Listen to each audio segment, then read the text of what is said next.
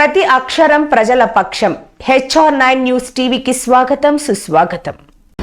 ఈదుమూడి తెలంగాణ రాష్ట్రంలోని మారుమూల గ్రామమైనటువంటి ఈదుమూడి గ్రామంలో పుట్టినటువంటి ఎంఆర్పిఎస్ అనేటువంటి ఉద్యమం. ఆ గ్రామంలో ముఖ్యంగా మాదిగలు అణిచివేత, మాదిగలు అంటరానితనంతో ఉండి అస్పృశ్యతతో పడుతున్నటువంటి ఆవేదనతో, బాధలతో అక్కడ పుట్టినటువంటి ఉద్యమం ఎంఆర్పిఎస్ ఉద్యమం. ఈ ఉద్యమంలో భాగంగా మాదిగలు రాజకీయ, విద్య, వైద్య అన్ని రంగాల్లో కూడా భావి తరాల భవిష్యత్తు అన్ని రంగాల్లో నష్టపోతున్నారనేటువంటి సంకల్పంతో ఈ యొక్క మాదిగ సామాజిక వర్గానికి ఒక చట్టబద్ధత కల్పించాలి అనేటువంటి దృఢ సంకల్పంతో మందకృష్ణ మాదిగ గారు తీసుకొచ్చినటువంటి ఉద్యమమే ఎంఆర్పిఎస్ ఉద్యమం. ఈ ఎంఆర్పిఎస్ ఉద్యమంలో గత 30 ఏళ్ల సుదీర్ఘ పోరాటంలో ఎంతో మంది ప్రాణత్యాగాలు చేసినటువంటి పరిస్థితి. ఈ వర్గీకరణ సాధన కోసం ఎంతో మంది యువకులు ప్రాణ బలి చేసినటువంటి నేతృత్వం. అదేవిధంగా ఈ 30 ఏళ్ల సుదీర్ఘ పోరాట కాలంలో వస్తూ ఈ యొక్క మాదిగ సామాజిక వర్గానికి ABCD వర్గీకరణ జరిపించాలి. ఈ యొక్క ABCD వర్గీకరణ జరిగితే మాదిగలు నష్టపోతున్నటువంటి ఉద్యోగ అవకాశాలు, అదేవిధంగా మాదిగలు ఉద్యోగాలు స్థిరపడితే ఈ యొక్క వర్గీకరణ అయితే అన్ని రంగాల్లో కూడా స్థిరపడతారనేటువంటి ఉద్దేశంతో వర్గీకరణను ఉద్యమం కొనసాగుతూనే ఉంది. ఈ వర్గీకరణ వస్తే మాదిగలు సామాజికంగా, రాజకీయంగా చైతన్యవంతులవుతారు. సమాజంలో ఆత్మగౌరవం అనేటువంటిది లభిస్తుంది. డాక్టర్ బాబాసాహెబ్ అంబేద్కర్ గారు రాసినటువంటి రాజ్యాంగ ఫలితంలో సమాన హక్కులు కలుగుతాయనేటువంటి సంకల్పంతో ఒక పుట్టినటువంటి ఉద్యమం ఎంఆర్పిఎస్ ఉద్యమం. అదేవిధంగా గతంలో గౌరవనీయులు ప్రస్తుత ముఖ్యమంత్రి చంద్రబాబు నాయుడు గారు గతంలో కూడా ముఖ్యమంత్రిగా ఉన్నప్పుడు ఈ ఎస్సీ వర్గీకరణ మాదిగలు చేసినటువంటి ఉద్యమం సామాజికంగా న్యాయబద్ధమైనటువంటి ఉద్యమం. మాదిగలు ABCD వర్గీకరణ సాధన కోసం చేసినటువంటి ఈ యొక్క యుద్ధం రాజ్యాంగబద్ధమైనది అని చెప్పి గతంలో వర్గీకరణ కూడా గ్రీన్ సిగ్నల్ ఇవ్వడం జరిగింది.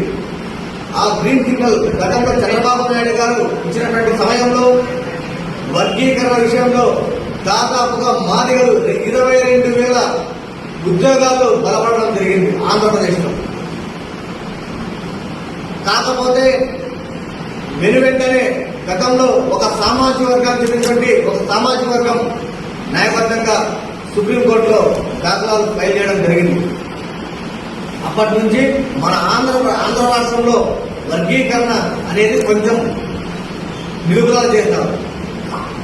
ఈ వర్గీకరణ వస్తే ఎంతో మంది విద్యార్థులకు ఉద్యోగ అవకాశాలు కల్పిస్తారు అనేది మా యొక్క ఉద్దేశం. కాకపోతే అక్కడ కొంచెం అడ్డుకట్టబడినటువంటి నేతృత్వంలో గత ఆగస్టు 1వ తేదీన మొన్నటి రోజు గౌరవ సుప్రీంకోర్టు గౌరవనీయులు జస్టిస్ చంద్రచూడ్ గారి ఆధ్వర్యంలో 7 మంది ధర్మాసనంతో విచారణ జరిపించడం జరిగింది. 7 మంది ధర్మాసనం ఈ ఎస్సీ వర్గీకరణ మాదిగలు మొత్తం దేశవ్యాప్తంగా మాదిగలు చేస్తున్నటువంటి వర్గీకరణ న్యాయబద్ధమైనది. మాదిగలు అన్ని రంగాల్లో కూడా విద్య, ఉద్యోగ, సామాజిక అన్ని రంగాల్లో కూడా వీరు నష్టపోతున్నారు.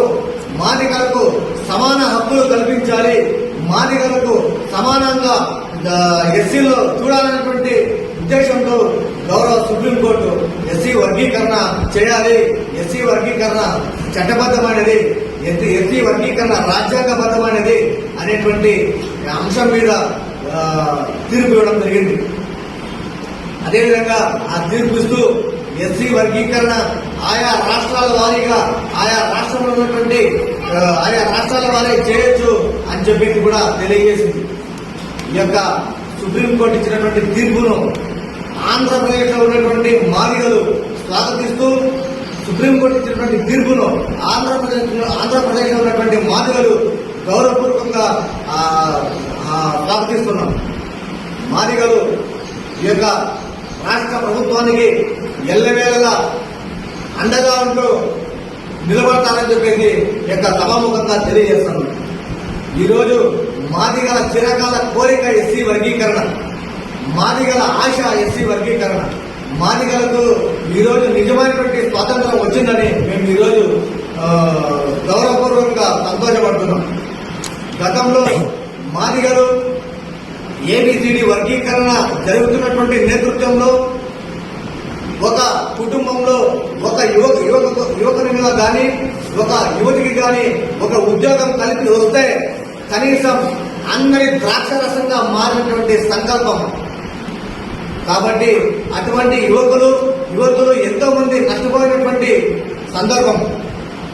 కాబట్టి ఈరోజు గౌరవ న్యాయస్థానం మాదిగలకు ఊపిరి పీల్చుకునేటువంటి విధంగా తీర్పునిచ్చింది. కాబట్టి మేము స్వాగతిస్తున్నాం. అదేవిధంగా గౌరవ ప్రస్తుత ఆంధ్రప్రదేశ్ రాష్ట్ర ముఖ్యమంత్రి చంద్రబాబు నాయుడు గారు కూడా ఎస్సీ వర్గీకరణకు తెలుగుదేశం పార్టీ ఎల్లవేళలా దండగా ఉంటూ మాదిగల సంక్షేమం కోసమే మా ప్రభుత్వం ఉందని చెప్పేసి తెలియవలసినారు. చంద్రబాబు నాయుడు గారు కూడా ఆంధ్రప్రదేశ్లో ఉన్నటువంటి మాదిగలు పూర్తిగా ఉన్నారని చెప్పేసి తెలియజేస్తున్నాం. బీజేపీ ప్రభుత్వం గతంలో వర్గీకరణ చేస్తామని చెప్పేసి తెలియవలసింది ఎన్నికల ముందు. కాబట్టి బీజేపీ ప్రభుత్వానికి కూడా ఆంధ్రప్రదేశ్లో ఉన్నటువంటి మాదిగలు రుణపడుతున్నారని చెప్పేసి తెలియజేస్తున్నాం. కాబట్టి న్యాయబద్ధమైనటువంటి కోరికను ఈరోజు నెరవేరడం చాలా గౌరవ